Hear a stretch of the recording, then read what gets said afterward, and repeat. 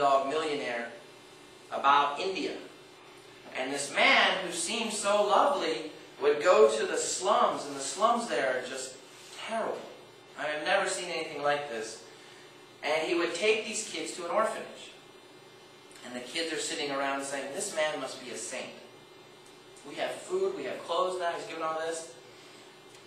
But as the story goes on, the man was taking all the kids, the orphans who had no mom and dad, and turning them into street beggars to get the money. A kid with no clothes on holding out his hands for money is pretty sad, and he might get a few rupees.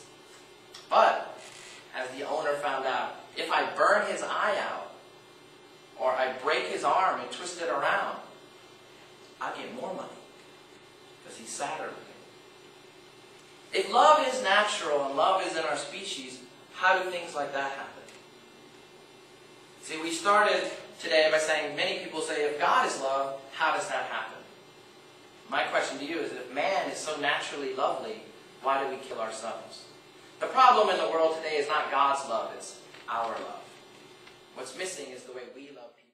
Well, Jesus says we're to love people like he is, and the Pharisees try to trap him and say, well, who is my neighbor?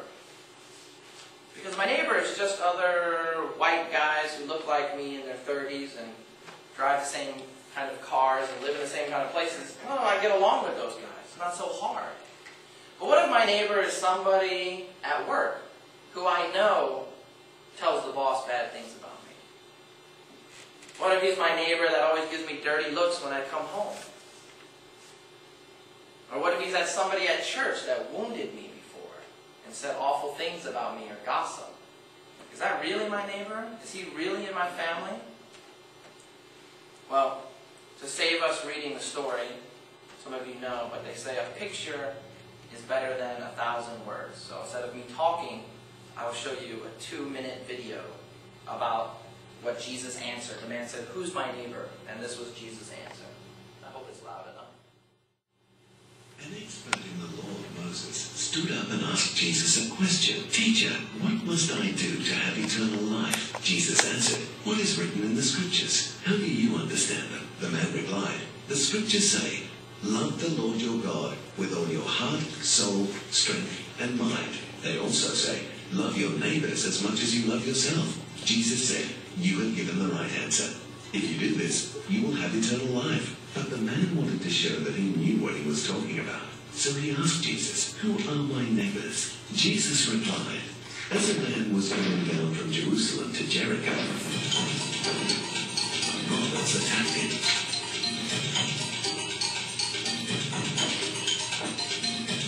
And grabbed everything he had and ran off, leaving him half dead.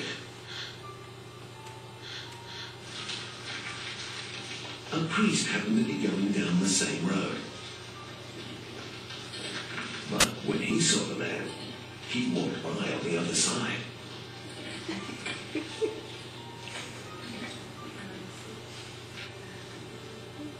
Later, a temple helper came to the same place. But when he saw the man who'd been beaten up, he also went by on the other side.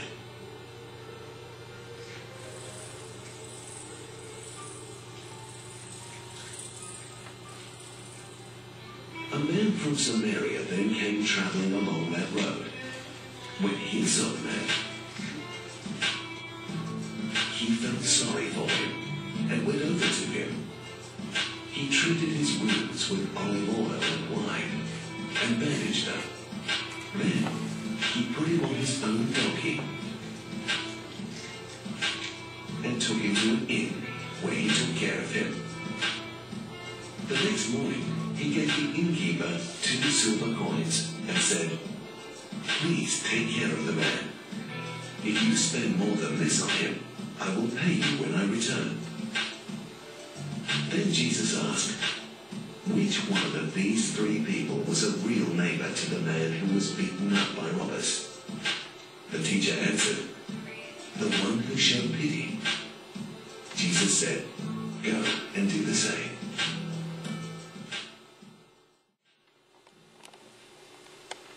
So that's the story of the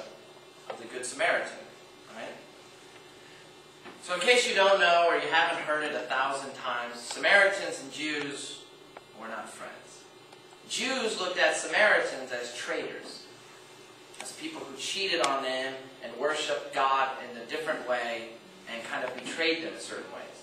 They were not friends in the least. So when the Pharisee asked Jesus, who's my neighbor? Jesus tells a story to illustrate the two people that walked by the man first. All three of those were Jews. They were all Jews. And the first one didn't help his own person. The second one didn't help his own person. But the third one, who's the Samaritan, the black character, should spit on the Jew when he walked by. Oh, you're hurt? But he stopped. He stopped and helped him. The other background to the story is when Jesus is telling the story, where they're walking through is called the Den of Thieves. There's a passageway through these mountains. You had to go this way. But just like in the Old West here in California or Arizona, there's certain canyons you go through, but it's easy for people to hide in the rocks and ambush you. And you're also going down to the big city. They know you have money. They know you have business. They just wait. And there's no police to call. There's no 911. You're just stuck. So it's common. It's a dangerous place. So what that means also, too, is that the first people that Jesus talked about that passed him by, the first one was a priest. And the second one was a temple helper. Say pastor's assistant or church aide. But they didn't stop. These weren't just Jews not helping a Jew. These were Jews who should know the law, who do know the law, who know what's good. But why didn't they stop? See, I'll tell you, a lot of times when we look at relationships, Jesus doesn't want us to stop with, do not kill. Jesus said, I'm going to take the commandment and show you how much more it means. Do not kill. Well, the two people walking by, did they harm the Jewish guy on the ground? They didn't harm him. They didn't kill him. They could walk by and say, God, I didn't do anything wrong. I didn't do this to him. That's his problem. It's not my problem.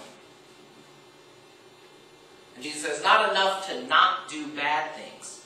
I give you a command to do good things.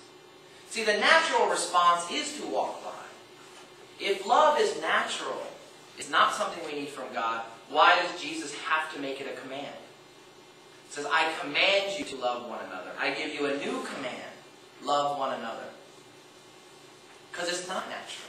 It's kind of natural when we say, hey, I didn't do anything. The other thing I found out about relationships, too, is it's so easy for me to justify why I do or don't do things in a relationship. But I have no time. I want to help. I want to be there for you, but I have to study. And studying is very important. You can't disagree. I have a graduate program. I got to do it. I'd love to help you, but my money's a little short. I got enough for me, but that's it. And there are limits on our time.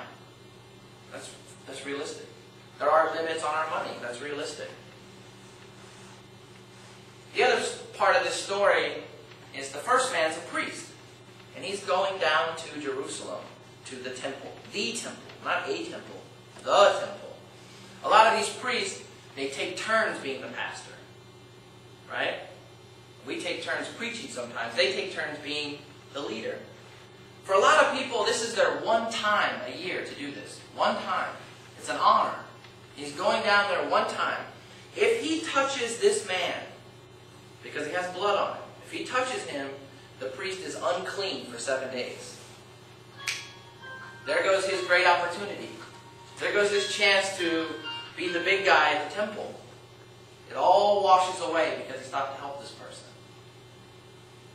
He can easily say, well, God, I wanted to help him, but if I become unclean, I can't serve you. I can't do my job. If I stop to help him, I'm going to be late. If I stop to help him, I'm going to be unclean. See, there's a lot of ways that sound good for us to justify why we do and don't do things. There's a lot of good things we can say. But God still says, love means you do sacrifice. So the second person can have the same answer. Well, God, I wanted to help, but. And Jesus doesn't have a lot of buts.